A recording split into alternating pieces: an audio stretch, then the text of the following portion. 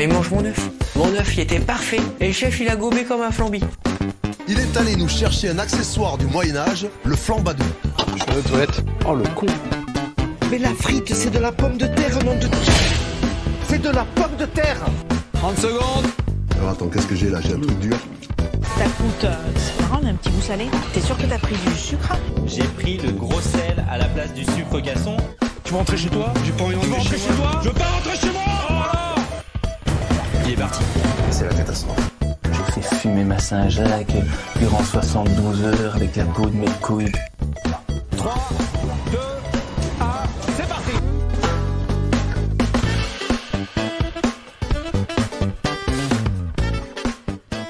Salut tout le monde, bienvenue dans Micro-ondes, le podcast dédié à l'émission Top Chef sur M6. Je suis Raoul Villeroy, on est parti pour une petite heure ensemble à débriefer l'épisode de Top Chef saison 12 qui a eu lieu mercredi soir, hier soir pour nous qui enregistrons le jeudi. Aujourd'hui, une brigade exceptionnelle. D'abord, je suis avec deux cadors du micro, Lucas Vola. Salut Lucas.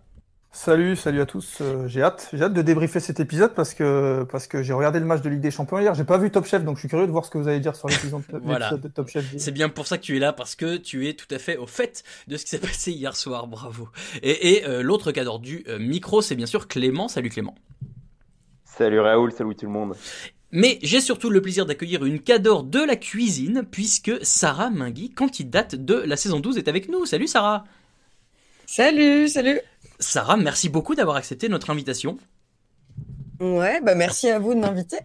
Et alors, avant qu'on commence, Sarah, mettons les choses à plat. Je crois que tu as une petite, disons, réclamation à faire. Le micro est à toi. Réclamation, voyons. Non, si tu parles des classements où j'ai toujours été la dernière... Non, mais je m'en fiche. C'est comme ça, c'est la vie. Mais je suis toujours dans le concours. Oui, on y Je arrive. vais pas faire le faillot, mais tu es troisième dans le mien, Sarah, cette semaine. Ça y est, ça commence. Pour notre défense, on t'a pas toujours mis dernière, si, enfin, je sais plus. Non, mais d'ailleurs, en fait, on fait ça comme on peut. Et puis la preuve qu'on s'est bien gouré, puisque tu as raison, tu nous as donné tort chaque semaine. Donc bravo d'être encore là à ce niveau de la compétition. On va revenir de toute façon dans cet épisode sur l'émission Top Chef de ce mercredi 7 avril. On parlera un peu avec toi, Sarah, de ton parcours dans l'émission. Et alors, tu m'as dit hier, t'as regardé l'émission, tu n'étais pas devant le match du PSG ? Non, alors j'avoue, je regarde pas trop le foot, je suis désolée. Non, mais tu es toute pardonnée. Il me semblait, je sais plus qui nous disait que il y avait des soirées anciens candidats / Champions League qui s'organisaient. Ah ouais, c'est vrai. Arnaud, il disait qu'il avait regardé avec Baptiste, je crois, le match l'autre fois. Bon, bah. J'ai peut-être gaffé, peut-être qu'il voulait pas que tu saches. Bon, terrible. Sauf pour boire des coups, peut-être. Ah, d'accord.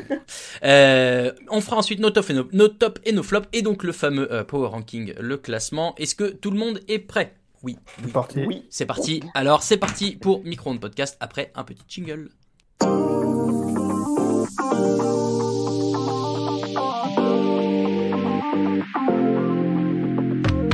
Samuel, c'est le patriarche de la saison, c'est le plus sage. Moi, je suis pas trop loin en âge, mais je suis le plus con. Allez, dernière minute. Je te demande pas on fait un enfant, non, je te demande est-ce qu'on met du vinaigre dans cette crème de brie ou pas?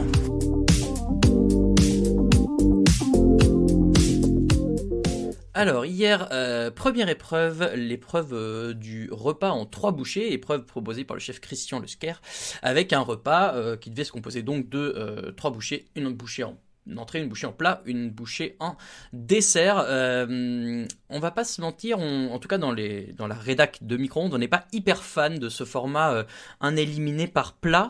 Est-ce que Sarah, pour les candidats, ça ajoute un peu de difficulté d'avoir ce format où on cuisine, on arrête sans savoir si on continue? Oui, c'est hyper dur, et c'est à la fois hyper dur et hyper frustrant parce que on peut pas finir en fait l'épreuve qu'on a imaginée, donc forcément c'est hyper frustrant. Est-ce que, et je me demandais en le voyant, est-ce que quand tu cuisines les 2 premiers trucs ou le premier truc, si tu penses déjà à la suite, tu prépares un peu en scred ce que tu ferais éventuellement si tu as besoin pour le plat ou le dessert, ou pas du tout, t'es concentré uniquement sur le truc en question? Si, on commence à préparer déjà pour les bouchées d'après. Donc on se lance déjà en fait entre chaque bouchée. Il y a un moment donné où il y en a un des deux du coup qui commence à préparer pour la prochaine, quoi. Ah ouais, donc encore plus frustrant pour les équipes qui n'ont pas pu continuer, quoi. Ouais, c'est clair. C'est clair. Repassons un peu en revue les plats. Clément, les Bleus qui remportent cette épreuve s'en sortent avec une belle pirouette, une belle arnaque. Je sais pas comment on peut qualifier ça, mais cette piscine à dire qui devient une tarte à l'oignon. Qu'est-ce que t'en as pensé, Clément? J'ai été assez déçu puisque Top Chef montre vraiment que la cuisine est quelque chose de très complexe et qu'on peut pas tout saisir. Et là, j'ai trouvé ça dommage d'arriver à s'en sortir avec un truc qui était du coup finalement plutôt simple et qui a réussi à faire illusion. Effectivement. Lucas, du coup, qu'est-ce que toi tu en as pensé? Je vais te jeter sous le bus toute l'émission, mon gars. Écoute, il n'y a pas de souci, mais moi, j'ai trouvé que c'était un hold-up. C'était clairement un hold-up, surtout que, bon, on peut spoiler, mais c'est eux qui finissent, comme tu as dit, c'est eux qui gagnent. Et c'est vrai ça aurait pas été un scandale s'ils se faisaient éliminer dès l'entrée, mais en même temps, le chef, il sait pas ce qu'on lui dit pas. Donc c'est vrai que comme ils lui ont dit c'est une tarte à l'oignon, bah lui il juge comme une tarte à l'oignon. Manifestement, elle était très bonne. Donc pourquoi pas. Après, moi, pour revenir à ce que tu disais, moi j'aime beaucoup ce style d'épreuve, un peu last man standing, un peu le dernier survivant. Moi, je trouve que ça dynamise un peu le truc plutôt que d'avoir des épreuves un petit peu toujours dans le même format. Ok, bon, alors, très bien. Il en faut. Et sur pour tous les goûts. Clément. Sur l'épreuve, je voulais te poser une question, Sarah, parce que moi, ce que je trouve dommage un peu sur l'épreuve de la faire un peu bout par bout, c'est que j'imagine que si vous aviez dû tous composer 3 bouchées, bah, vous auriez fait un vrai menu avec les plats qui se répondent un peu les uns aux autres. Et est-ce que du coup, ça enlève vraiment cette composante de devoir s'arrêter et qu'ils les dégustent tous séparément? J'ai pas trop compris ta question, excuse-moi. C'est-à-dire que attends, je vais me répéter. C'est que pour moi, si on vous avait dit d'un coup, vous faites trois bouchées d'un menu et qu'on les avait dégustées tout à la suite, et ben vous auriez fait un truc différent que ce que vous avez fait là, du coup. Ah oui, je vois ce que tu veux dire. Effectivement, tu as raison. On aurait créé un lien, effectivement, pour que chaque chose puisse se répondre, ou en tout cas qu'il n'y ait pas peut-être de redondance ou trop sucré, etc., etc. J'avoue qu'on n'aurait peut-être pas fait la même chose. Après,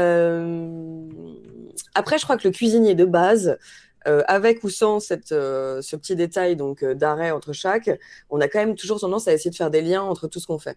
Donc je pense qu'on le fait même inconsciemment, quoi qu'il arrive. Ok, justement, vous, avec Baptiste, vous arrivez en finale entre guillemets de cette première épreuve. On a l'impression, de ce qu'on a vu en tout cas et qui nous avait été montré, que ça se passe quand même un peu mieux que la semaine dernière. Est-ce qu'on se trompe, Sarah? Oui, bah alors déjà, faut savoir que ça a été extrêmement monté même la semaine dernière. C'est pour ça que je te pose la question. On n'a jamais été en froid, moi et Baptiste, et pour que je puisse dire à quelqu'un ça, il faut quand même qu'on soit méga potes, parce que je dirais pas ça à quelqu'un avec qui je suis pas pote. Ouais. Clairement. Voilà, non, donc en fait ça a été assez monté. Il y a eu juste un moment donné où effectivement j'ai un caractère qui est pas forcément le meilleur de temps à autre. Voilà, j'ai mes jours avec mes jours sans. Et c'est vrai que quand je m'énerve, ça monte vite. Je sors et puis après je redescends. Et donc c'est un peu ce qui s'est passé la semaine dernière, mais sans. Enfin voilà, rien n'est resté. On n'a jamais été en froid. Aujourd'hui, on en rigole. Voilà. Donc la semaine d'après.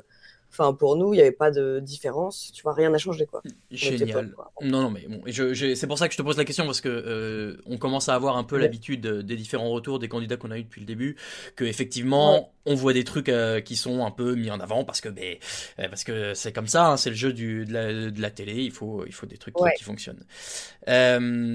Messieurs, Lucas et Clément, quelle bouchée vous auriez voulu goûter parmi toutes celles qu'on a vues, donc les 4 et 3 et 2, ça fait 9 si je dis pas de bêtises. Laquelle vous avez préférée? Lucas. Moi, c'est vraiment le dessert des Bleus, du coup. J'ai trouvé que tout était... Il y a beaucoup de bouchées qui m'ont donné envie, mais c'est vraiment le dessert des Bleus, cette tarte au citron meringuée, en plus avec un petit peu la pâte, rajouter la panure. Ça m'a vraiment donné envie. Quand je l'ai vu, en plus des bouchées comme ça, parfois on regarde Top Chef, et j'en parlais tout à l'heure, on a déjà mangé souvent, pour la plupart d'entre nous, et on regarde Top Chef, on a encore faim, parce que on voit tout ce que vous faites et tout ça. Et là, les bouchées, c'est vraiment ça. Je trouve que c'est vraiment, on se dit, une bouchée, même si on a déjà mangé, allez, c'est une bouchée, on peut la prendre. Ouais. Et là, vraiment, avec cette épreuve, à chaque fois, je me disais, ah, celle-là, je l'aurais bien essayé. Et vraiment, le dessert des Bleus, donc, c'est un peu le dessert gagnant, entre guillemets, Oui. il m'a vraiment donné envie. Clément, toi, qu'est-ce que tu aurais préféré? Alors, deux réponses. Alors, en termes purement de goût, j'avoue que même si elle a été disqualifiée, la bouchée de Thomas et Mohamed, trop grasse, ne m'aurait pas spécialement déplu. Après, après, en termes de celle qui m'a le plus plu, c'est vraiment, pour le coup, c'est la première de Sarah et Baptiste. Même si je suis pas très fan de radis, j'ai trouvé le design vraiment très très bien, un peu de la glace à l'italienne, avec Ouais. la simplicité un peu du radis et du beurre. J'avoue que j'aurais bien aimé la goûter celle-là aussi. C'est vrai qu'elle était jolie. Et alors moi, moi je pense que j'aurais préféré celle de Pierre, la galette complète. Ça c'est mon côté breton. J'aurais bien aimé voir ce Ouais. que ça donnait. Sarah, toi, à part les tiennes, que bien sûr tu as préféré, hein, lesquelles t'aurais bien aimé goûter? Moi, je suis totalement d'accord avec toi. La galette complète, je l'ai trouvée géniale. Honnêtement, je l'ai trouvée géniale. En même temps, j'ai envie de te dire, je crois qu'un peu toutes. Celle de Thomas et Momo, grave. Moi aussi, je l'aurais carrément mangé. Le gras, Et on s'en fout, hein, c'est bon. oui, c'est clair. C'est clair. Elle avait l'air hyper gourmande. Et puis voilà. Après, celle des Bleus, les trois celles des Bleus, elles sont hyper cool. Ouais. Franchement, toutes les bouchées, pour moi, ont été quand même assez bien réalisées. Ouais, donc une épreuve qui avait l'air de toute façon réussie. Le chef Leclerc, c'est pas le plus comment on dit, facile à donner des compliments, on va dire, mais il était quand même, il avait quand même l'air satisfait, donc c'est que c'est réussi.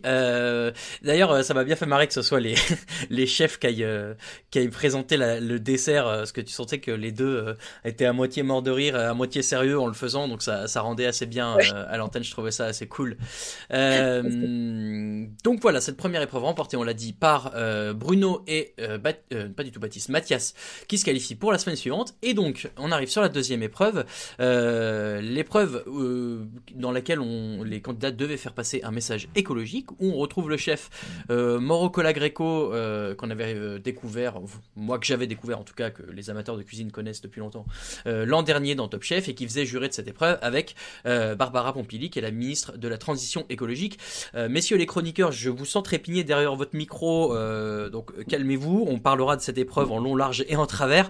Moi, je dirais juste, j'ai un tout petit regret sur cette épreuve, c'est que du coup, c'est une non-cuisinière, en l'occurrence, qui juge autant qu'un chef 3 étoiles. Bon, je trouvais que ça n'apportait pas grand-chose à ce moment-là, mais reparlons de tout ça tout à l'heure. Parlons d'abord de cuisine. Et Sarah, on est très content que tu sois là, d'autant plus que tu as été la seule à faire un choix assez fort, à dénoncer l'usage abusif des pesticides et des insecticides dans l'agriculture. Pourquoi ce choix d'abord ?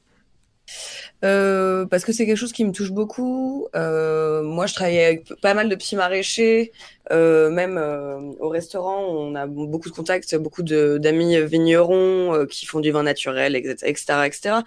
Donc en fait, c'est des trucs, c'est des produits avec lesquels moi je travaille au restaurant. Et puis quand on parle avec les maraîchers, quand on parle avec les vignerons, au bout d'un moment, on se rend compte qu'en fait, il y a clairement d'autres manières de faire ces métiers-là sans utiliser tous ces produits qui polluent complètement nos sols et qui donc se répercutent sur notre alimentation. Voilà, et qu'au bout d'un moment, il faut réagir. Et on sait d'ailleurs très bien que le gouvernement, je crois qu'il y avait une loi qui devait passer à un moment donné, qui finalement n'est pas passée. Enfin, pas mal de soucis. C'est quand même un gros thème actuellement, quoi. Ouais.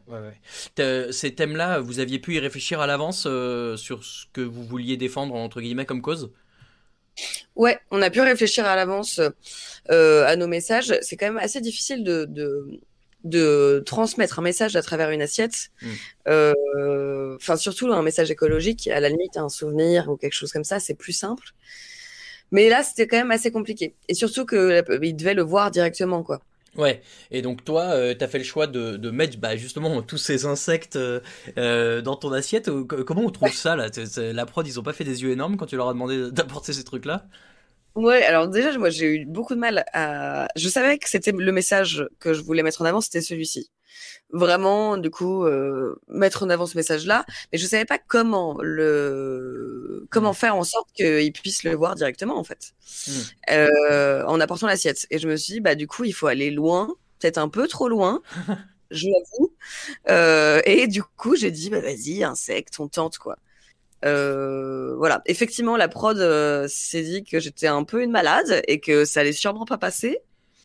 Et pour le coup, c'est pas passé, tu vois. Donc, mais ça valait le coup, rien que pour la tête qu'a fait le chef Perret quand tu lui as dit. Franchement, hier, devant la télé, on était tous explosés, donc c'était une très bonne idée de ta part.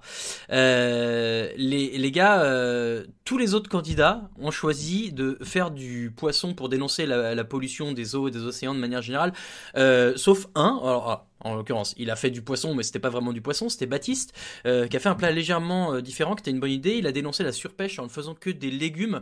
Clément, je crois savoir que ça t'a plu. Oui, énormément. Alors déjà, juste avant de revenir dessus, Sarah, permets-moi de te féliciter d'avoir fait manger des insectes à une ministre. Que ça, tu pourras quand même le mettre dans ton CV. Et c'est vrai que moi, j'ai beaucoup aimé le plat de Baptiste, puisque en fait, dans cette épreuve, personne n'a abordé les questions écologiques liées, on va dire, aux poissons, à la viande. Et du coup, Baptiste a fait pour moi, ce qui était le trompe-l'œil évident, c'était du faux poisson, de la fausse viande avec des aliments végétaux. Et au moins, il sortait un peu du côté un peu hypocrite de dénoncer, de faire un message écologique, mais en mettant quand même du poisson dans l'assiette. Lucas, évidemment, on a vu quand même 2 marées noires, presque 3. Il y en a une qui gagne, c'est celle d'Arnaud, qui est très réussie tout de même. Mais est-ce que c'était pas un peu dommage quand on sait qu'en plus c'est le chef Colagreco qui avait un peu introduit ce plat-là, en tout cas qui est le plat qu'on nous met en avant dans l'émission. On aurait peut-être aimé un peu plus de diversité, non ? Bah oui et non, dans le sens où je suis pas particulièrement d'accord avec toi parce que j'ai trouvé que même si le thème était assez similaire sur beaucoup de plats, mis à part celui de Sarah, comme tu dis, j'ai trouvé que chacun avait vraiment pris la chose de son point de vue. Et quand on voit Pierre qui utilise ce thème mais qui joue sur le côté on met le bouillon et on le voit après, c'est intelligent. Quand on voit Baptiste qui décide de pas mettre de poisson du tout, comme le disait Clément, c'est une façon de le faire. Arnaud, il le fait peut-être de manière entre guillemets, il a pris le thème le plus de face, mais bon, c'est celui manifestement qui réussit le mieux. Thomas, lui, il prend le même thème, mais il le prend différemment en utilisant du gris. J'ai trouvé que en fait, j'ai eu peur comme toi au moment où ça s'est lancé. Je me suis dit, ils vont tous faire la même chose, et en fait, ça va être chiant. Surtout que en effet, le chef utilise ça. Mais en fait, moi, j'ai trouvé que chacun était inventif, et au final, c'était pas mal. Après, ce que j'aimerais savoir, et c'est Sarah peut-être qui va nous le dire, c'est vous saviez probablement que cette épreuve allait être mise durant l'émission. Est-ce que vous saviez que ça allait être Mauro Colagreco qui allait vous juger ou pas du tout ? Ouais, non, on savait pas du tout. On savait pas du tout. Pour tous les chefs invités, on le sait au moment où on rentre, parce que du coup, ce qu'ils veulent, c'est avoir du coup, tu sais, la réaction sur nos visages directement, de surprise. Donc ça, c'est vraiment le garde jusqu'à la fin secret. Ouais, donc effectivement, tu peux pas à ce moment-là. C'est pas de bol d'avoir choisi le plat pas de bol entre guillemets, c'est peut-être un risque ou pas, mais souvenez-vous, les gars, on avait eu aussi Thomas qui nous avait dit que les Gambero Rosso qu'il avait fait au chef André Leone, c'était presque ça ressemblait beaucoup, et donc effectivement c'est un risque, mais la preuve est que c'est des risques qui payent à chaque fois, puisque Thomas il avait gagné cette épreuve là et que Arnaud gagne hier, donc il y a peut-être une stratégie à faire pour les années prochaines. En parlant des années prochaines, mais aussi des années précédentes, Sarah, je sais pas à quel point tu as regardé les saisons précédentes de Top Chef, mais l'an dernier, moi il y a 2 plats qui me sont tout de suite venus à l'esprit en voyant le thème de cette deuxième épreuve. C'était le plat de David Gallienne sur la scène de l'Olympia avec pour dénoncer la chasse et ou la déforestation, je sais plus, c'était un des deux, mais sur le moment j'avais trouvé ça un peu chelou, mais là ça aurait bien collé. Mais surtout le gobelet d'Adrien en finale, moi c'est ce truc là qui m'a tout de suite sauté aux yeux en me disant mais attends, mais c'est vrai qu'il avait fait ça, c'était du génie, ça avait trop bien marché. D'ailleurs les gens n'avaient pas compris tout de suite que c'était un gobelet en plastique en sucre mangeable. T'avais suivi un peu l'an dernier tout ça, Sarah? Ouais, je crois que comme beaucoup de gens, j'ai beaucoup regardé la saison dernière comparé aux autres saisons d'ailleurs. Confinement. Mais c'est vrai qu'Adrien et David, mais je pense que c'est pour ça que la prod d'ailleurs cette année a voulu récupérer cette épreuve et créer cette épreuve, parce que l'année dernière ils ont quand même été 2 et les 2 finalistes à avoir fait des plats en rapport avec l'écologie. Bon, et messieurs, comme moi, vous avez pensé à ça tout de suite? Oui, c'est vrai que ça a sauté aux yeux. Mais en plus, comme disait Sarah, c'est vrai que c'est une saison qu'on a tous particulièrement suivie, on s'est attaché entre guillemets aux candidats peut-être plus que d'autres parce que il y avait tout le contexte autour et du coup on a des souvenirs un peu plus imprégnés, je trouve. Et Clément? Oui, même son de cloche de mon côté. Puis ça fait plaisir de voir des épreuves un peu novatrices comme ça. Bon, je suis quand même heureux qu'il n'y ait pas eu, pareil que pour David Gallienne, un plat qui dénonce la chasse avec un chevreuil dans l'assiette. Mais du coup, ouais, plutôt, en tout cas, une bonne idée d'épreuve. Et j'espère qu'on pourra revoir des épreuves similaires. Et bah pareil de mon côté. Donc on l'a dit, on l'a pas reprécisé, mais c'est bien Arnaud, le candidat solitaire, qu'on n'avait pas vu en première épreuve, et donc on était un peu déçus de pas le voir. On est content qu'il revienne à ce moment-là. Il s'assure un retour dans une brigade. Restait à décider qui allait revenir. Et là, Sellette et donc dernière chance pour Baptiste, Pierre et Thomas. Encore un coup de cœur pour Baptiste sur le thème du chou. Donc lui a l'air de montrer que c'est le maître des dernières chances et pour l'instant ça lui réussit. On a eu un peu peur pour Pierre. Clément, je sais pas ce que t'en as pensé, mais j'étais pas très serein et j'ai l'impression que lui non plus. Oui, exactement la même impression. Et je trouve que d'ailleurs, par rapport à l'image de Pierre qu'on avait un peu au début de l'émission, qui était le gars un peu détendu et tout, on l'a vu 2 fois en dernière chance et 2 fois il a eu l'air de perdre un peu ses moyens. Donc plutôt surpris par rapport à. Après, c'est toujours pareil. Est-ce que c'est la prod qui nous l'avait montré de cette façon au début ou est-ce que c'est lui qui était particulièrement détendu?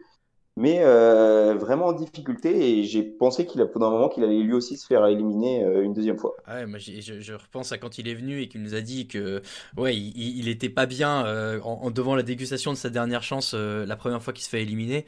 Là j'avais l'impression qu'il revivait la scène hier soir, ça avait l'air terrible pour lui. Et finalement c'est Thomas qui part et là je suis obligé, Lucas, de te demander si tu arrives à tenir le coup. Écoute, j'ai pas regardé l'émission moi hier, du coup. J'ai pas regardé l'émission du tout. J'ai décidé de faire en sorte qu'elle n'existait pas, donc on va passer à la semaine prochaine directement. Non. Et puis on verra. Non, mais réponds à la question. Je vais répondre à la question, mais en effet, en toute objectivité, quand on voit, alors bien sûr on goûte pas, donc c'est toujours un jugement biaisé. On ne cesse de le répéter, mais quand on voit comment ça se passe. On sent l'élimination venir quand même. Je parle de la dernière chance en tout cas. Baptiste, bon, il a l'air de la survoler. Pierre, en effet, c'est peut-être un petit peu moyen entre guillemets, mais on sent que ça va passer. Et c'est vrai que Thomas, on l'a pas senti. En tout cas, je l'ai pas senti très inspiré par le thème. En tout cas, voilà, par rapport aux autres. Et voilà. Et donc, du coup, j'ai eu le temps de m'y préparer. J'ai une bonne petite vingtaine de minutes pour me dire que voilà. Donc, mais ça reste mon candidat favori, même jusqu'à la fin de l'émission. On ne sait jamais. Ils peuvent revenir. Il y a des candidats qui reviennent toutes les semaines. On ne sait jamais. Peut-être qu'ils reviendront en finale. On ne sait pas. Mais, alors, cela dit, Sarah, tu n'es évidemment pas obligée d'acquiescer pour ne pas spoiler, mais j'ai souvenir que les années précédentes, il y avait souvent des candidats qui revenaient pour filer un coup de main dans les brigades des comment on appelle ça là, des restos, dans la guerre des restos. Donc peut-être reverrons-nous Thomas, peut-être, on l'espère en tout cas. D'ailleurs Sarah, est-ce que tu as une idée de ce que tu aurais fait toi si tu avais eu le thème du chou en dernière chance? Déjà j'ai beaucoup aimé l'utilisation de la baie de Genièvre de la part de Baptiste. Parce que mine de rien, moi ça fait carrément écho au côté un peu allemand, bien sûr. Donc je pense que moi je serais partie sur un truc hyper allemand, quoi. Mais vraiment, style un peu choucroute. Ouais, voilà. Ouais, je pense que je serais partie sur un truc comme ça, une choucroute un peu plus moderne, quoi, mais un truc où on reste sur des goûts assez cool. Peut-être pourquoi pas une choucroute hyper herbacée, mais avoir ce côté un peu aigre du chou. Je pense que c'est toujours très agréable. Ou même l'aigre doux, ça peut être intéressant. Ok, bon bah voilà, on sait quoi essayer le jour où on veut essayer de faire de la cuisine, ce qui n'est pas mon cas. Semaine prochaine donc, alors la boîte noire, enfin, on l'attend tous depuis le début de la saison. Moi j'ai hâte de voir ce que c'est. Et j'ai oublié bien sûr la première épreuve, Clément, les sauces, aidez-moi. Les sauces, oui. Non, pas Yannick Aleno. Arnaud Donquel. Ouais, Arnaud Donquel. Ouais. Ah oui, où il faut mélanger 2 sauces. C'est Pierre qui a travaillé avec Arnaud Donquel de mémoire. Oui, c'est ça. Donc, ouais, bah alors peut-être une épreuve pour Pierre, nous le verrons, mais en tout cas une semaine qui s'annonce encore forte au rebondissement et qu'on a hâte de voir tout simplement. Sarah, revenons un peu sur ton parcours dans le concours, parlons un peu de toi maintenant. Déjà, une première question qui est assez évidente et dont on voudrait tous savoir la réponse. Comment ça s'est passé le changement de brigade pour toi? J'avoue que c'était assez génial. J'ai eu la chance. Enfin, je trouvais que c'était vraiment une chance parce que j'ai eu du coup la chef Hélène Darroze au début, qui est hyper maternelle, qui essayait vraiment de me donner confiance en moi, sachant qu'au début, je suis quand même arrivée dans le concours vraiment sur la pointe des pieds, en ayant envie de retourner chez moi rapidement parce que tout me faisait vraiment peur, quoi. Clairement, j'étais beaucoup trop stressée, même si ça se voit pas tant que ça d'ailleurs. Et ensuite, passer du coup en milieu, entre guillemets, de compétition chez Paul Perret, bah clairement, ça a changé ma vie, quoi. C'est-à-dire qu'il y a eu un petit décollage, et puis d'un coup, je me suis sentie peut-être un peu plus libre d'expérimenter un peu plus. Voilà, un peu plus à l'aise, quoi. Et Paul Perret, il fait tout pour mettre à l'aise, il blague tout le temps, donc...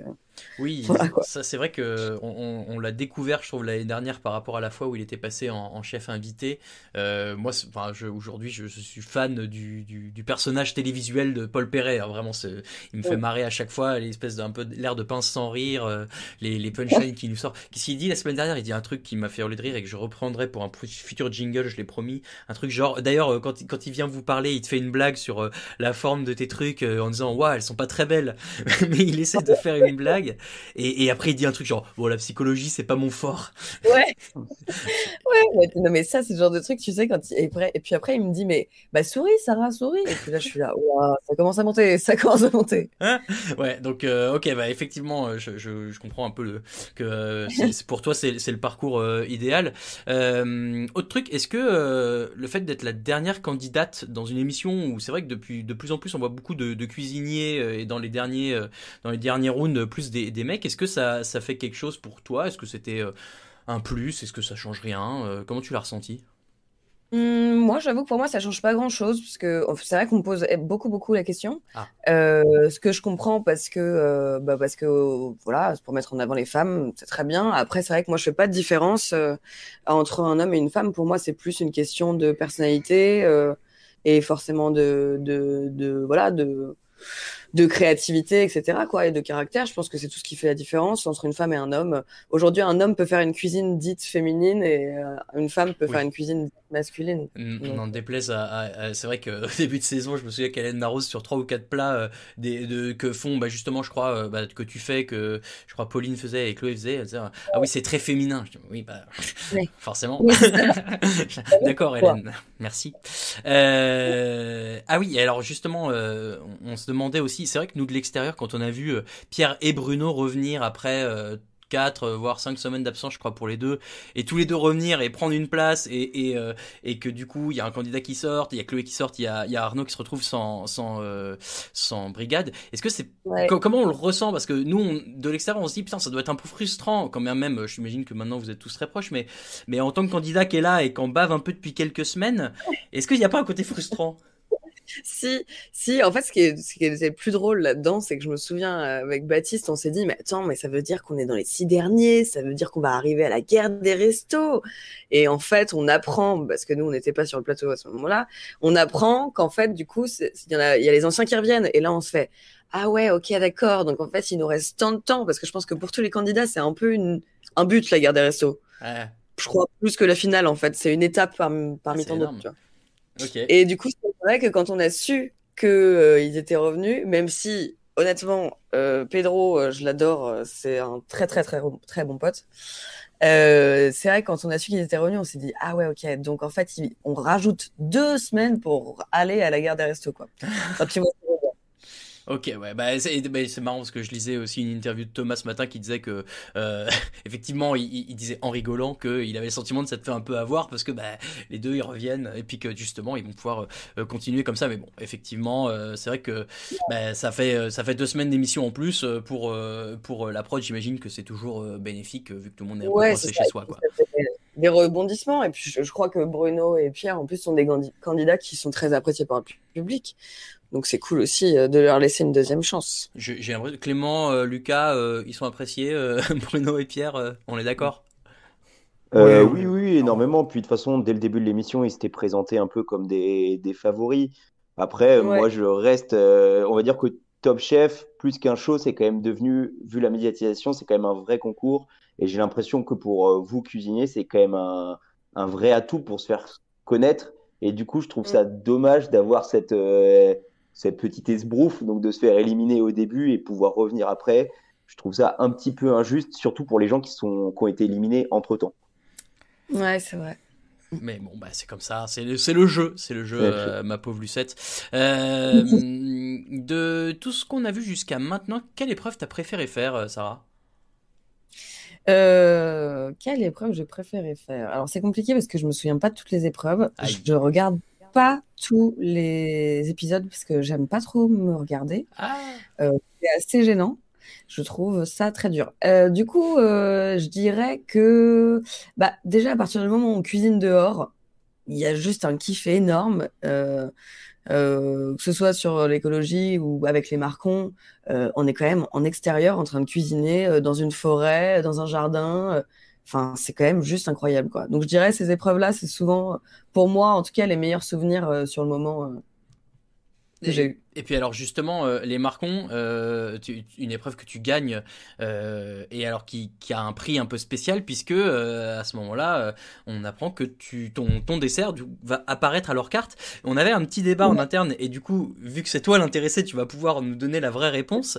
Est-ce que, et nous de l'extérieur, on se dit c'est un peu facile de venir piocher comme ça dans les recettes des candidats pour les mettre à sa carte, mais est-ce que en tant que cuisinier ou cuisinière à qui ça arrive, on le prend comme un honneur énorme, un truc qui arrivera jamais dans notre vie? Moi, je crois que déjà, j'étais hyper contente de remporter une victoire solo. Ouais. Et puis après, effectivement, le fait d'être à la carte des marcons, c'est cool. Après, pour vous dire toute la vérité, ça change pas ma vie. Voilà. Okay. C'est pas le genre de truc que je me suis pas dit, waouh, c'est vraiment incroyable. Je me suis dit, c'est super cool. Vraiment, c'est super cool. Y a rien à dire là-dessus. Mais voilà. Enfin, ce qui est cool, c'est que du coup, des gens pourront le goûter chez les marcons, sachant que c'est juste pas du tout ma région. Et au-delà de ça, je me dis qu'en fait, eux, ils ont quand même un niveau carrément au-dessus de moi. Donc, en fait, je suis là. Mais en fait, les gars, vous allez mettre mon dessert à votre carte, alors qu'en fait, clairement, vous êtes capable de faire genre 10 fois mieux. Enfin, tu vois, c'est un peu bizarre, quoi. Et t'es allé voir s'il y était vraiment, du coup, entre-temps? Bah non, mais en même temps, les restaurants sont fermés, donc peut-être un pick and collect. Ah, peut-être. Il va falloir enquêter. Oui, alors et je voulais finir là-dessus. Et en fait, tu m'y as fait repenser tout à l'heure en parlant de tes origines allemandes, mais c'est pas un truc en tout cas qu'on a trop mis en avant et qui a trop été dit depuis le début de l'émission. Tu l'as dit une fois, je crois, à un moment quand tu fais, quand tu fais les tacos currywurst et galette de saucisse. Mais ça a l'air important pour toi parce que tu t'en as reparlé assez naturellement là.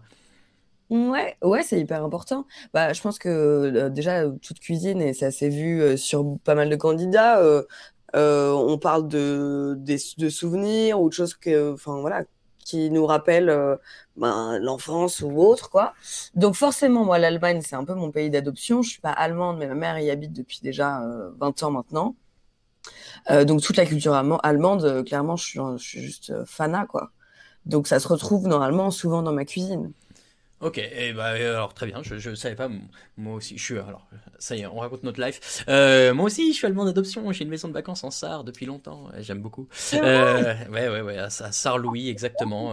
Alors les gens, c'est marrant parce que quand tu dis que tu vas en Allemagne pour les vacances, les gens ils s'imaginent que tu vas à Berlin ou que tu vas à Munich ou que tu vas ou que tu vas dans les grands trucs. Non, moi je vais à la frontière avec Metz, c'est à 20 minutes de la France et c'est un peu le bassin industriel de l'Allemagne. Donc c'est pas passionnant. Non, mais bon, voilà, très bien. Bon, tu parles allemand, du coup? Et il y a klar. Il y a sehr gut. On va peut-être pas larguer nos deux compagnons et les auditeurs, mais très bien. Vous parlez allemand, Clément, Lucas, un peu? J'ai pris un cours d'allemand hier soir. Mais... Ah oui, bah oui, hier forcément, Lucas, tu as appris à dire chais, on vous a bien battu en allemand. Ouais, voilà, un petit peu, ouais. Ouais, bah du coup, je vais peut-être en choquer certains, mais moi hier j'étais complètement pour le Bayern, évidemment. Cessons là toutes ces dissensions. Sarah, où est-ce qu'on peut te retrouver d'abord en ligne sur les réseaux? J'ai un compte Instagram. Et puis c'est tout, en ligne sur les réseaux. Moi, je suis pas très réseau. Je suis pas très. Voilà, je poste des photos des inspirations que je peux avoir et puis des plats que je fais sur Instagram et puis voilà. Génial. Et ça va être quoi la suite pour toi? Est-ce que tu rebosses déjà un peu dans des restos qui font à emporter? Est-ce que tu as des projets? Où est-ce qu'on va te retrouver ensuite en vrai? Du coup, j'ai un restaurant à Nantes avec mon compagnon. On fait le Vacarme Sandwich Club parce que le restaurant s'appelle Vacarme en ce moment. Voilà, on essaie de faire ça pour bien sûr rester occupé, c'est pas ce qui nous fait gagner notre vie, hein. Mais l'idée du coup derrière, quand tout reviendra à la normale, on espère bientôt, ce serait d'ouvrir du coup un deuxième restaurant toujours à Nantes. Ok, et alors est-ce qu'on retrouve tes influences allemandes dans la cuisine du Vacarme? Oui, bien sûr. On retrouve des influences allemandes, scandinaves, parce que du coup, mon compagnon est finlandais. Donc, on est assez marqué à la fois scandinave et germain, quoi. Et un peu breton aussi, du coup? Enfin, je sais que Nantes n'est pas techniquement en Bretagne, mais bon... Oui, alors ça, il faut faire attention, parce que les Nantais c'est un peu dur. On sait jamais sur qui on tombe, breton, pas breton. Mais ouais, toujours un peu de Bretagne. En même temps, forcément, on s'inspire du terroir. Et le terroir breton, il est quand même assez incroyable, mine de rien. C'est vrai, c'est vrai. Donc voilà, vous le savez maintenant, amis auditeurs et auditrices qui n'êtes pas loin de Nantes, si vous voulez de la cuisine germano-fino-bretonne, le Vacarme. je crois que c'est comme ça qu'on dit. Hein. Eh ben écoute, Sarah, merci beaucoup d'être passée dans Micro-ondes. On va te laisser repartir et puis te souhaiter... J'avais une petite question pour Sarah avant de finir. Oui, j'allais dire en plus, allez-y, vas-y Clément. Parce que tu évoquais l'importance de la guerre des restos pour les candidats et je voulais savoir si cette espèce de consensus, est-ce que c'est juste motivé par le fait que c'est une étape un peu importante de la compétition, qu'on arrive près de la finale, ou parce que c'est vraiment une étape où vous allez pouvoir vous exprimer à fond et montrer en plus, on va dire, vos qualités de restaurateur, donc en plus de la cuisine, l'ambiance que vous voulez donner à vos restaurants? Je pense que c'est un peu des deux. Forcément, c'est une étape hyper phare et forcément, ça veut dire que derrière, on arrive vite au quart de finale, donc on se dit que c'est vraiment la fin. En tout cas, le haut du panier, comme disait la production.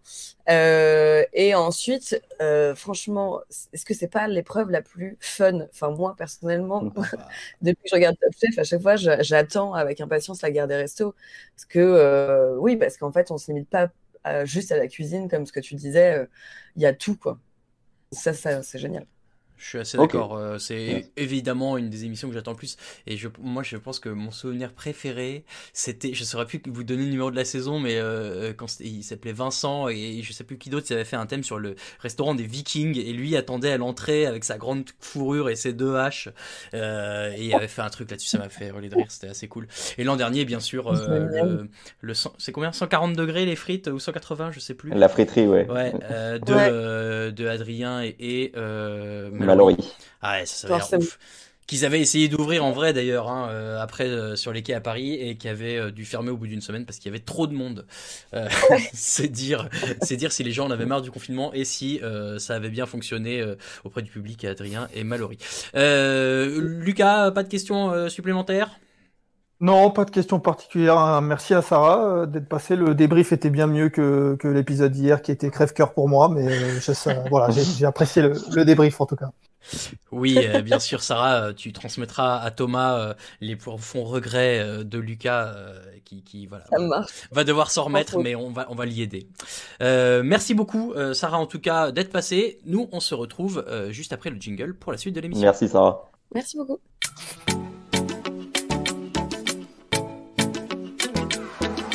Vamos! Je ne sais pas trop ce que je vais faire comme couche. Au début, je voulais faire un kebab, un pitibab. Allez, on passe à la dégustation.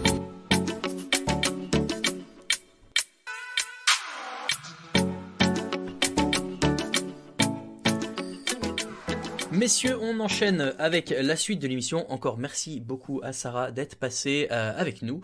On enchaîne évidemment, vous connaissez le rythme, hein, après le débrief, c'est l'heure du flop top. Et comme nous sommes dans une émission feel good où le positivisme prime, on va commencer par le flop pour finir par le top. Et on commence par le flop de Clément. Je sens que tu en as envie. Oui, bah, avec plaisir. Mon flop, moi, ça restera quand même l'épreuve sur l'écologie pour plusieurs aspects, hein. On va pas forcément rentrer dans des argumentaires politiques, mais plus que Top Chef, même si c'est pas toujours très ludique, hein, on va pas se mentir, hein, c'est de la très haute cuisine et c'est pas forcément facile d'éduquer dessus et d'apprendre des plats. Mais j'aurais bien aimé qu'on aborde un peu le côté bilan carbone des aliments et pas du coup, le mot viande n'a jamais été prononcé et on a eu énormément de plats avec, comme j'ai pu déjà le dire, du poisson pour dénoncer la pêche ou la surpêche. Donc, c'est un élément que j'ai trouvé un peu dommage, avec en plus le fait que ça a été assez redondant, c'était toujours la surpêche et que finalement, juste Sarah et Baptiste se soient tentés dans quelque chose de plus cohérent. Ouais, non, mais je comprends. Bon, effectivement, c'était un sentiment un peu partagé, même si Lucas lui disait qu'il avait kiffé. Et je comprends aussi. Lucas, ton flop à toi? Moi, c'est toujours sur cette épreuve. J'ai beaucoup aimé l'épreuve et j'étais juste un petit peu déçu parce que donc on avait donc la ministre Barbara Pompili et Raoul, tu disais que toi, tu étais déçu parce que c'était pas seulement le chef qui jugeait la cuisine, mais en l'occurrence, de ce que j'ai compris, c'est pas elle qui a fait le choix du tout, c'est Mauro Colagreco qui a choisi les plats à la fin. Et moi, c'est justement ce que j'ai trouvé dommage, parce qu'elle est là pour goûter, pour forcément apporter l'image, l'écologie, le ministère de la Transition écologique. Mais dans ces cas-là, il faut qu'elle fasse partie du jury, je trouve, parce que oui, la cuisine, c'est très précis, et forcément, il faut que ce soit des grands chefs qui arrivent à juger des grands plats, mais la plupart des plats que tous ces cuisiniers vont faire, ils vont les faire à des gens lambda, entre guillemets, et Barbara Pompili, qui dans son rôle de ministre goûtait les plats comme une personne lambda, pas avertie à la cuisine, et j'ai trouvé dommage qu'elle ne juge pas aussi, parce qu'à l'image de ce qu'ils ont fait l'année dernière, où il fallait que ce soit les enfants qui jugent aussi, j'aurais aimé qu'il y ait les deux, le grand chef et le civil normal, entre guillemets, juge les plats. J'aurais aimé ça. Mais alors, comment tu as l'info qu'elle a pas participé? Parce que moi, j'ai pas compris ça, en tout cas. Ça a été dit, moi aussi j'ai lu ça aujourd'hui, elle était juste là pour apporter son avis et en fait expliquer devais regarder le le match, des assiettes, mais qu'elle devait pas, elle c'est pas elle qui classait les candidats. Je regardais le match, mais sans le son. J'avais le son de la télé avec Top Chef.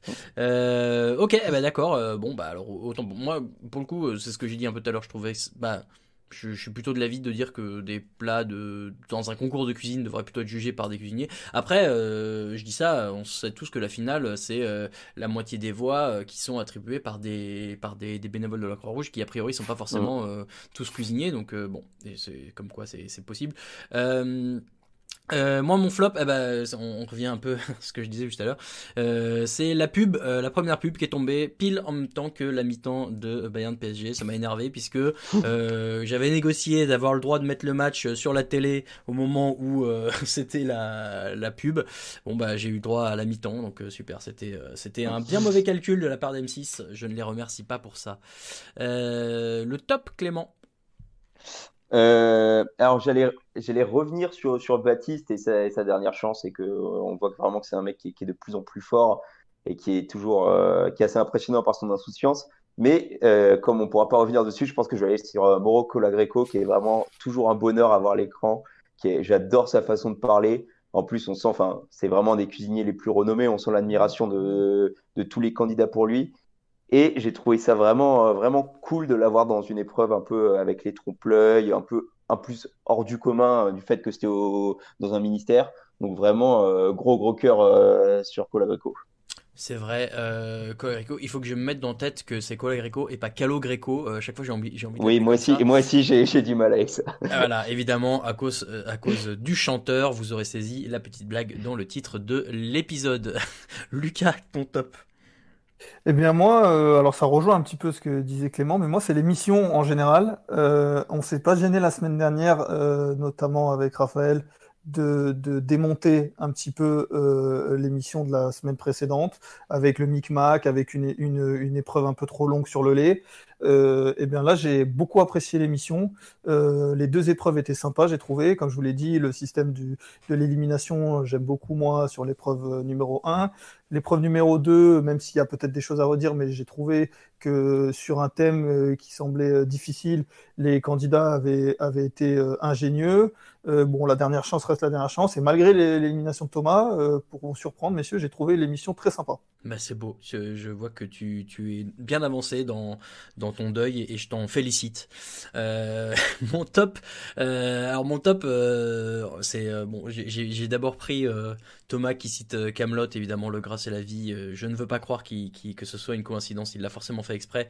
Et bon bah voilà, c'est ma série préférée, donc je suis content. Non, et en revanche, mais il faut que je vous l'envoie, messieurs, je sais pas si je l'ai fait. J'ai découvert que Michel Saran était passé dans l'émission Salon VIP sur Bein Sport, dans laquelle il y a des personnalités du sport ou non qui viennent et qui font une petite heure un peu interview posée. Et il y a toujours un moment, une petite chronique dans laquelle il y a une des journalistes de Bein Sport qui vient et qui balance des dossiers sur la personne qui est là. Et on apprend des belles sur l'ami Michel, notamment qui serait rentré à quatre pattes à moitié déshabillé, bourré d'une soirée à Barcelone, qui serait gouré d'hôtel, qui aurait foutu le bordel ailleurs et tout. Ce qui me fait dire que j'aimerais bien aller faire la teuf avec lui, un de ces quatre, et que c'est donc mon top de cette émission, Michel Saran, le teufeur.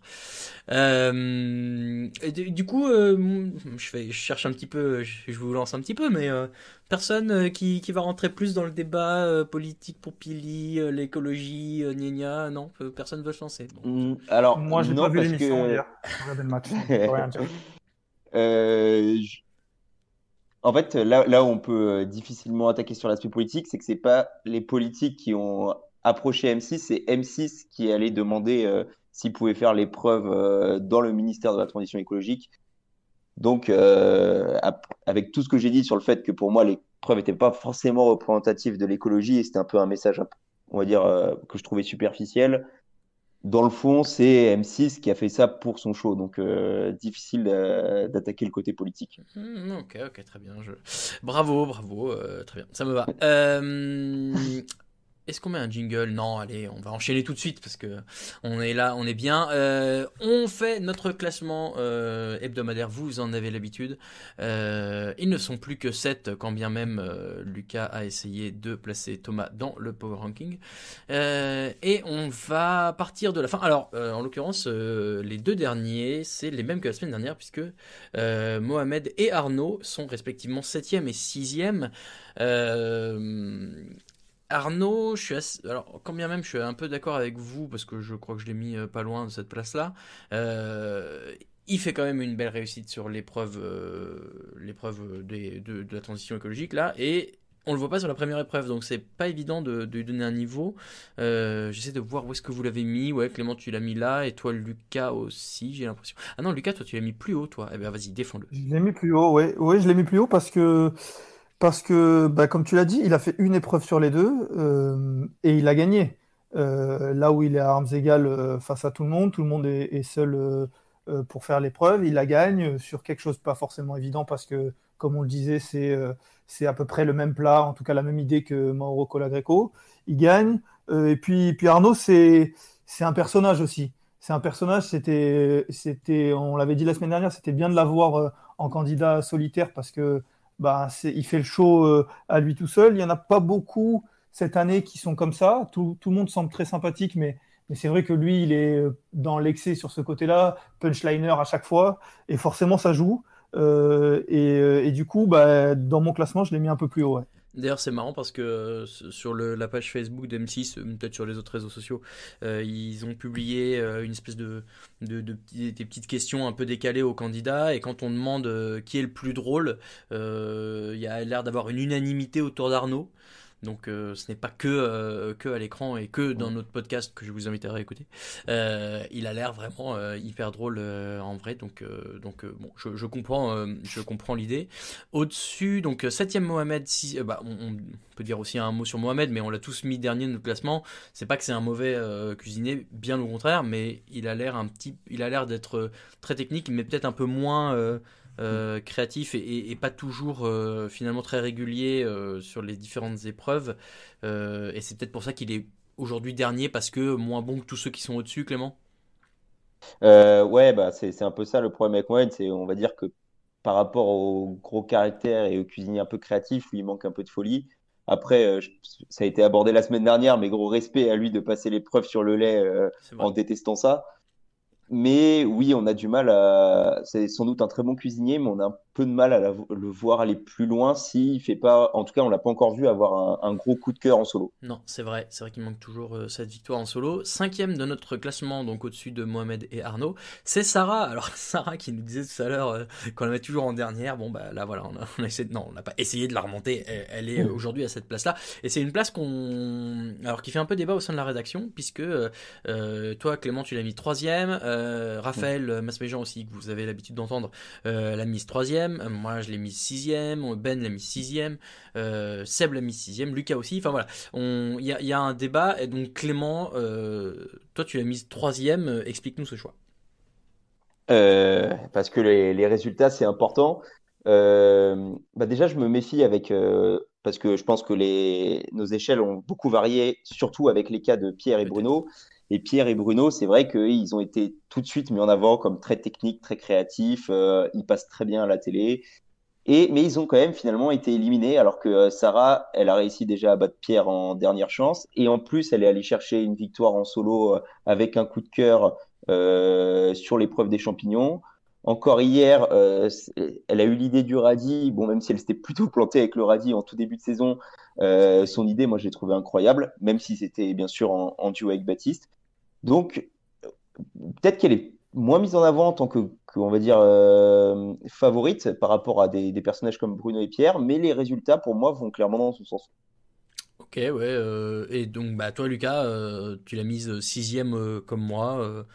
Ne la défends pas. Non, mais c'est vrai que quand je prends les noms qui restent, je réfléchissais, après voilà, sur la 6e, 5e, 4e place, c'est très serré. J'ai mis Bruno juste devant elle, Arnaud encore devant. On pourrait échanger les places, que je serais pas choqué. Et d'ailleurs, je comprends les arguments de Clément qui la met 3e. Là où je lui donne raison, c'est que je pense que ça va être pas évident de la sortir. Parce que sur une dernière chance, elle avait été très forte la dernière fois. Je pense qu'il ne faut pas forcément compter sur elle pour qu'elle passe à travers sur une dernière chance. Ouais. Je pense que si elle sort, le jour où elle sort, ça sera un moment où les deux autres personnes ont été meilleures qu'elle. Et vraiment meilleures, parce que je pense que elle passe rarement à travers, en tout cas. Depuis le début de la saison, là où on en a vu d'autres. Juste la salade, où elle a... Voilà, ça a l'air vraiment d'être la seule erreur. À part ça, c'est vrai que c'est très solide. Donc voilà, je la mets là à ce moment-là parce que il y en a d'autres pour moi qui sont devant, mais je suis pas choqué que Clément la mette 3e par exemple. Et en fait, moi je vais vous dire, alors donc elle est 5e, devant elle il y a Pierre en 4e et Bruno en 3e. Moi j'ai l'impression que ce groupe de 3 là, il est peut-être un tout petit peu en dessous des deux du dessus, il est un tout petit peu au-dessus de Arnaud et Mohamed dont on vient de parler, Arnaud qui est assez inconstant et Mohamed qui manque peut-être d'un coup d'éclat. Et Sarah, Pierre et Bruno, moi j'y vois vraiment les trois à un niveau très relevé, que ce soit en technique ou en créativité, et avec chacun des victoires, avec chacun aussi un ou deux moments où ils sont passés à côté, là où les deux en haut, si on écoute, sauf Mathias, si on écoute Lucas, ont plus, sont vraiment, ont l'air assez inatteignables pour l'instant. Donc voilà, aujourd'hui on a mis Sarah 5, Pierre en 4, Bruno en 3, ça a l'air de faire plutôt l'unanimité. Et puis, si on réfléchit, on n'a qu'à se dire que si on enlève les deux qui ont triché pour revenir, Sarah elle est 3e, voilà. Je suis bien d'accord. Voilà, dealer Clément. Et donc notre podium, il n'a pas changé depuis la semaine dernière. Et je regarde la semaine d'avant. Ouais, en fait, ça fait déjà. C'est rigolo parce que ça fait. Depuis la semaine 4, voilà, je viens de retrouver. Depuis la semaine 4, Thomas était numéro 1 de notre classement et Baptiste était en 2. Et Baptiste est resté deuxième depuis. Et il a pris la première place la semaine dernière et là il reste en première place. Donc Baptiste top 2 et top 1 depuis 5 épisodes, 1, 2, 3, 4, 5, ouais, c'est ça. Très solide et aujourd'hui ses coups de cœur répétés en dernière chance et ses victoires en solo ou en équipe en font l'un des favoris affirmés, Lucas. Oui, favori affirmé. Et puis surtout, tu l'as dit, c'est la dernière chance. C'est quand même incroyable. J'ai l'impression qu'il se surpasse, qu'il est encore meilleur quand il y a une dernière chance. Ce qui n'est pas dégueulasse quand même, quand on sait que c'est le moment où on se fait éliminer normalement. Si c'est à ce moment-là où il donne le meilleur de lui-même, bon, je parlais de Sarah, lui, il va falloir se lever tôt pour l'éliminer. Si à chaque fois qu'il fait des dernières chances, il est aussi fort que ça. Donc oui, là, pour moi, il n'y a aucun débat.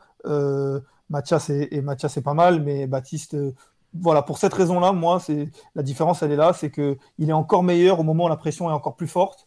Et du coup, j'en vois un grand favori. Ouais. Je suis assez d'accord avec toi. Clément, je vois que tu as mis Baptiste premier, Mathias en 2. Donc ça, c'est cohérent. Moi, j'avoue, j'ai fait l'inverse. Moi, ça fait 2 semaines que je mets Mathias premier parce que quand bien même Baptiste dégage une super impression à chaque fois en dernière chance. Et d'ailleurs, si tu y réfléchis, quand tu es en quart de finale et que tu joues ta place à chaque épreuve, s'il est dans le même état d'esprit, il va être hyper dur à sortir. Mais force est de constater que Mathias...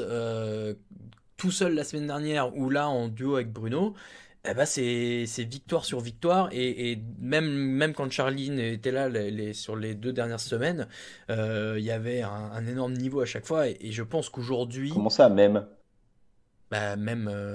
Oui. Non, mais même que Charline. C'est temporellement. C'est-à-dire que c'est pas parce que malgré le fait, c'était pas voilà. C'est pas ce que je voulais pas dire malgré le fait que Charline était là. Je dis même à l'époque, souvenez-vous, quand Charline était là, il avait déjà réussi à par rapport. En fait, la différence, c'est par rapport au début de saison où il est passé à côté de ses plats. Il a entraîné d'ailleurs à ce moment-là Charline et Feu Mathieu aussi dans sa chute. Depuis, il s'est repris et il a réussi à montrer, je crois, son vrai niveau. Et moi, je crois aujourd'hui que si on rejoue 10 fois un match entre Baptiste et Mathias, je pense que 7 fois sur 10, c'est Mathias qui gagne. Donc, je le mets premier de mon power ranking aujourd'hui parce que je pense qu'il est meilleur. Ça ne veut pas dire que au moment où ça comptera le plus et où il faudra assurer, Baptiste ne réussira pas à le battre. J'espère qu'on en aura la réponse dans les prochaines émissions. Je suis plutôt d'accord. Juste Raoul pour ajouter, je suis plutôt d'accord avec toi. Enfin, pour moi, Mathias reste le grand favori, mais c'est pour moi c'est le cuisinier qui a les bases les plus solides. Mais Baptiste, c'est celui qui a le plafond le plus haut. Sur une épreuve, il est capable de surpasser, même quand il n'a jamais fait un soufflé de sa vie, il arrive à sortir un truc incroyable. La chance du Donc, débutant, comme tu dis, mais comme tu dis, sur 10 fois, il peut le sortir. Mais justement, c'est l'intérêt du concours, c'est que là, sur des coups d'éclat, je pense qu'il y a une vraie chance que Baptiste aille au bout. Écoute, je l'espère. En tout cas, on a l'air d'avoir un top 2 qui se dessine. Alors, est-ce que les 2 feront finalistes? Ça dépendra un peu du jeu des quarts et des demi-finales. Mais j'espère que eux, en tout cas, seront encore présents dans les 4 derniers. Je vous redonne le classement aujourd'hui. 7e Mohamed, 6e Arnaud, 5e Sarah, 4e Pierre, 3e Bruno, 2e Mathias et 1er Baptiste. D'ailleurs, je ne vous ai pas donné le détail des points, chers auditeurs et auditrices, mais Pierre et Bruno, ça se joue à 1 point, sachant qu'on est 6 à classer. Donc, c'est qu'ils sont vraiment très proches dans notre esprit. Voilà, tiens, d'ailleurs, alors du coup, on peut se prêter un peu au jeu des pronos, mais qu'est-ce que vous enverriez, messieurs, comme 2 autres, en plus de Baptiste et Mathias aujourd'hui en quart de finale? Lucas? Pierre, je sens bien Pierre le retour. Alors oui, c'est vrai qu'il ne paraît pas aussi solide que Baptiste sur les dernières chances, par exemple. Mais Clément parlait de plafond. Je pense que À leur top, tous, je mets Pierre sur une épreuve, je mets Pierre devant, et je pense qu'il peut aller en quart de finale, et je vais laisser Clément en donner un autre. Du coup, ça se jouerait plutôt entre Sarah et Bruno, et Thomas. Thomas, ça suffit. Et Thomas, non, tu m'as mis le doute. Entre Sarah et Bruno, et j'irais quand même en faveur de Sarah pour une raison, c'est que Bruno, autant Pierre, on l'a vu en dernière chance, il s'est planté, mais il avait tenté quelque chose de un peu créatif, alors que Bruno, quand il est un peu sorti, enfin il a été en difficulté, il est vite revenu à quelque chose qu'il connaissait parfaitement et d'un peu trop classique. Bon, après, on pourrait pronostiquer qu'il se fera pas avoir 2 fois. Mais face à la pression, je vois plus Sarah être plus libérée et tenter plus de choses et donc être plus susceptible d'avoir un vrai coup de cœur que Bruno. Donc j'irai vers Sarah, même si, bien sûr, si c'était Bruno, je ne serais pas du tout étonné. Oui, en plus, Sarah, on l'a vu, là, moi, j'ai sa dernière chance face à Pierre et Charline en tête. Est-ce qu'on en a fait une autre? Je crois même plus. Je me souviens pas. Je sais plus. Bon, bref, il me semble pas. Mais en tout cas, sur celle-ci, elle avait eu un vrai coup de cœur aussi. Elle l'avait remporté haut la main. Et maintenant, je réfléchis en termes de logistique. Est-ce que y a un monde où Baptiste et Sarah réussissent à se qualifier tous les deux pour les quarts de finale? C'est pas censé être un par brigade? Tu me diras après si Darros perd ses 2 candidats. Puis il modifie les règles toutes les semaines. Donc, Oui. En fait, oui. Si Darros perd ses 2 candidats, je pense qu'il y a si c'est Perret à qui il en reste 2 à ce moment-là, il est obligé d'en donner un. Peut-être t'imagines si Sarah retourne chez Hélène Darroze pour les quarts de finale, ce serait rigolo. Voilà. Bon, oui, vas-y. Puis si Pierre commence à performer pour Michel, on va vite lui retirer, puisque Michel Sarah, on n'a pas le droit de gagner Top Chef. Ouais, j'ai demandé, j'ai voulu avoir la réponse tout à l'heure. J'ai demandé à mon contact chez M6, bien sûr, s'il y avait une explication, et mon contact n'avait pas les explications de pourquoi Arnaud était solitaire et pas chez Michel. Bon, l'enquête continue en tout cas. Si jamais vous avez des informations, n'hésitez pas à nous les envoyer @microondcast sur Twitter. Messieurs, c'est comme ça que va se terminer cet épisode. Merci beaucoup de nous avoir écoutés. Vous pouvez nous retrouver bien sûr sur toutes les bonnes plateformes de podcast, que ce soit Google Podcast, Apple Podcast, Spotify, Deezer, Stitcher, TuneIn, YouTube et plein d'autres, et sur la page Acast, puisque maintenant nous sommes hébergés chez Acast. On est sur les réseaux sociaux, @microondcast pour Twitter, @microondpodcast pour Facebook et Instagram. Bah oui, sur Twitter on n'a pas la place de mettre plus. Où est-ce qu'on peut vous retrouver, Lucas et Clément? Lucas, où est-ce qu'on peut te retrouver? Je n'ose plus me prononcer puisque à chaque fois tu prétends que je me gourre. Non, je prétends rien, mais on peut essayer de me trouver sur Twitter, Vola, mais voilà, bon courage. Oui, c'est rare. Clément, toi, tu es beaucoup plus présent sur Twitter. Oui, vous pouvez me retrouver sur mon compte perso où je discute plutôt de Top Chef, Only the Game FR, et sinon, si vous voulez découvrir le foot US ou préciser vos connaissances, vous pouvez me retrouver sur le compte Sioux France. Only the Game FR, oui, à chaque fois j'oublie, moi je note que Only the Game. Non, c'est Only the Game FR bien sûr, et @RaoulVDG pour moi sur Twitter. Messieurs, un grand merci encore une fois d'avoir été avec moi pour cette émission tout à fait exceptionnelle. Merci à toi, Raoul. Mon plaisir. On se retrouve jeudi prochain pour débriefer l'émission de la veille. On a très très hâte. Bonne semaine, bon appétit et des bisous. Ciao. Allez, mange mon œuf. Mon œuf, il était parfait. Et le chef, il a gobé comme un flambi. Il est allé nous chercher un accessoire du Moyen-Âge, le flambadou. Je suis aux toilettes. Oh, le con. Mais la frite, c'est de la pomme de terre, nom de... C'est de la pomme de terre. 30 secondes. Alors attends, qu'est-ce que j'ai là? J'ai un truc dur. Ça coûte, c'est marrant, on a un petit goût salé. T'es sûr que t'as pris du sucre? J'ai pris le gros sel à la place du sucre gasson. Tu veux rentrer chez toi? J'ai pas envie de rentrer chez moi. Je veux pas rentrer chez moi. Oh là. Il est parti. C'est la catastrophe. J'ai fait fumer ma Saint-Jacques durant 72 heures avec la peau de mes couilles. 3, 2,